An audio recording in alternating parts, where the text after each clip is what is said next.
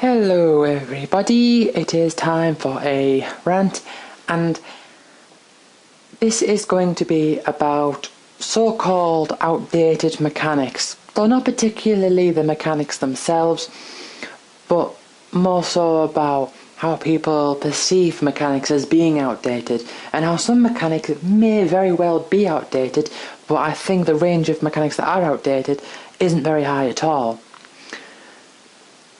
I am, of course, talking about game mechanics. I probably should have made that clear. I'm not talking about people who fix things. So, game mechanics that are outdated, and I have kind of touched on this in the past when I've talked about random battles and about how people say that they're out of fashion, and I have also talked about this before when I've talked about save points, when people say that we shouldn't have save points anymore, every game should have you save everywhere. But I want to actually think about and discuss, or rant as you could say, about how a lot of these things are not actually outdated in the sense that we have strictly better ideas than those ideas we had then, that we strictly have better ideas now. Because I think for a lot of the time that's not the case. I think there are things that are outdated, and I think there are things based on technology that we can change and can improve on, but I think there are many things that are called outdated that aren't necessarily outdated, and I find that really annoying, because there are some types of game mechanics that personally I really enjoy, but people say are outdated and we don't need them anymore. And just because we don't need something anymore doesn't mean it's a bad thing. It doesn't mean that it's worse, and it doesn't mean that we should get rid of it.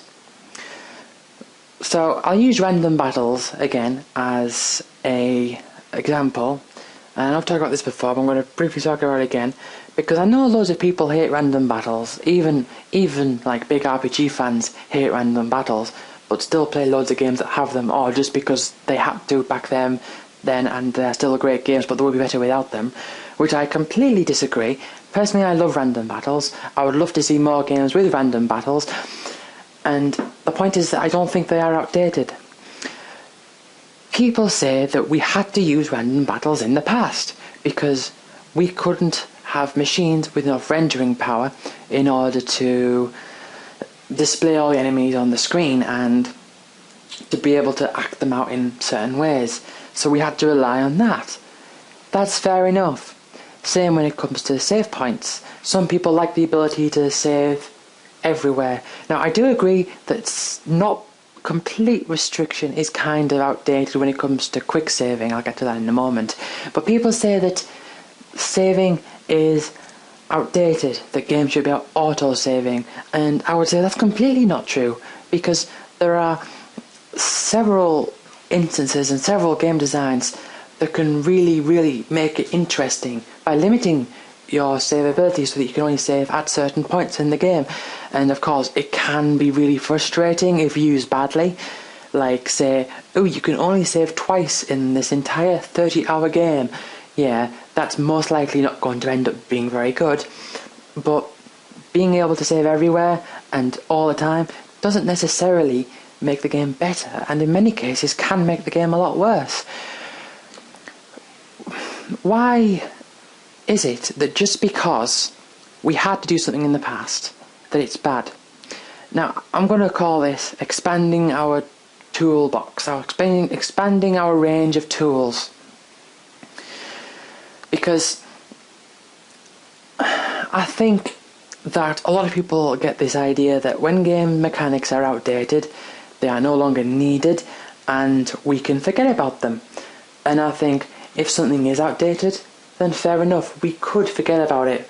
But I don't agree about the things that are outdated, because if you were to ask me about things that I think are outdated, now don't quote me on this because it's still something that I'm still trying to work through in my mind, so I might get some points a bit wrong here, but I'll give you basic ideas of things that I think are outdated. I think one thing that is kind of outdated is something like the NES controller. Now, I know people are going to be like, that's brilliant, it brings me back to the days when I used to play on my Nintendo, and that's fair enough, that's nostalgia for you, but as far as actual ergonomics go, having a strictly cuboid controller isn't very comfortable, and it doesn't really work very well, and the games weren't designed for you to have problems holding the controller. I'm not saying it's hard to hold, but it is better to have an ergonomic controller. Similarly, another thing I think is quite outdated is, well, not something that I think is outdated particularly, but something I think that we can fix now because we can do it, and that's a complete abandonment of analog controls. Because we know that when it comes to moving in games, anything that involves analog movement, analog controls work perfectly fine. And the same thing applies for like how digital controls within like the D-pad, they work perfectly fine for things when it comes to like menu screens and platform games. And the reason that it works is because they work on a simple 0-1 binary scale where the button is either pressed or it's not pressed. It's not pressure sensitive, and that really works. So using digital controls for an analog movements, which was kind of what happened in the earlier, like say PS1 games. I mean, I think it's a bit iffy when you talk about games like Crash Bandicoot, because I don't think Crash Bandicoot, at least not in the first game, had any variation on the speed. So it's a bit harder. I mean, and you can say some people could prefer the D-pad and some people could prefer the analog stick, I suppose, but it still was pretty strict. So I suppose you could say that it's kind of outdated to have to use a D-pad in order to do analog movements. I can kind of understand that. And another example I can think of is using the L and R buttons to rotate the camera. I think most people would agree that using the right analog stick is much better. Regardless of whether you prefer it to be normal or inverse controls, it is usually just better to do that. And I do think that if a game was to, these days, make a game with use the L and R buttons for the camera rotation, then they are using something that is outdated. I'm not saying it can't work, because like I said before, I'm not entirely sure about this list, but maybe it can, but I don't see it happening. Maybe someone could surprise me. But I don't like this idea of people saying that because something is old, it's therefore outdated and therefore bad, because that's just not true. And the way that I put this is that if we're expanding our creativity, if games are about expanding our creativity and learning about what makes a good game and making different games and what creates more interesting experiences. I don't like using the word experiences because at E3 they basically use experience to describe, it's basically like another word to mean game. I don't like that. But that's what I mean, like experiences, like we are trying to create the better experiences. And a lot of the times there are these things like the controls that I'd said that can be rather outdated. However, if we abandon old ideas just because we were stuck on those limitations, then we are effectively throwing away game ideas out of the window. And I don't think that's a good thing. I'm not saying you have to use these old ideas, like random battles and limited save points.